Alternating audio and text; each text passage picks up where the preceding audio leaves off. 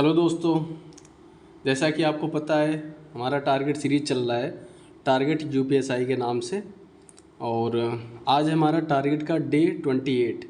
आपको पता है हमने 60 डेज़ का टारगेट सीरीज़ लेके चालू किया है और आज हमारा टारगेट का डे 28। तो चलिए देखते हैं आज के टारगेट में आपको क्या क्या पढ़ना है।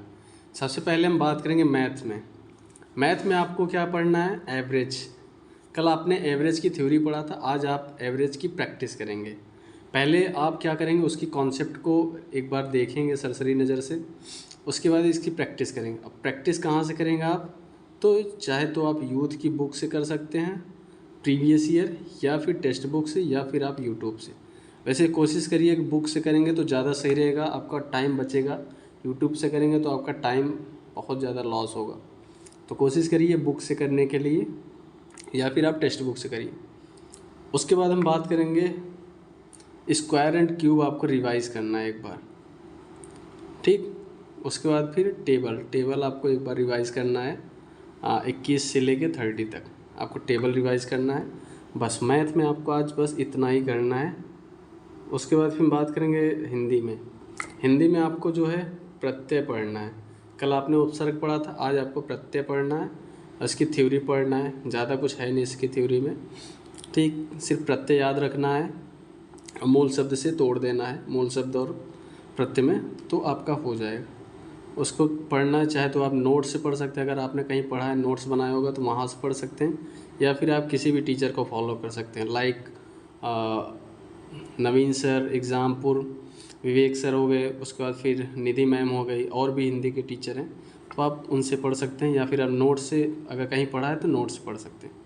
उसके बाद इसकी प्रैक्टिस करेंगे। प्रैक्टिस के लिए आप यूथ की बुक लेंगे, यूथ की बुक। अब यूथ की बुक मैं इसलिए बोलता हूँ ताकि आप जो है यूपीएसआई की तैयारी कर रहे हैं तो आपको पता चले कि हाँ यूपीएसआई में किस टाइप से क्वेश्चन पूछे जाते हैं।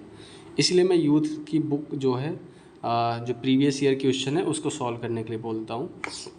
आप चाहें तो घटना चक्र भी ले सकते हैं, बट मुझे जो है यूथ कंपटीशन टाइम्स की बुक अच्छी लगती है, तो मैं वहीं से आपका अपना रिवीजन करता हूँ। उसके बाद बात करेंगे जीके में आपको पढ़ना है प्राकृतिक संसाधन। ये आपका बड़ा चैप्टर हो जाएगा, भारत का भूगोल, तो ये आपको नहीं पढ़ना है, ये आपको अभी नहीं पढ़ना है। आपको प्राकृतिक संसाधन पढ़ना है सिर्फ। कहाँ से पढ़ेंगे, तो आप ज्ञान RBL यूट्यूब चैनल से पढ़ेंगे, यहाँ से, ठीक। उसके बाद बात करेंगे रीजनिंग आपको प्रैक्टिस करना है।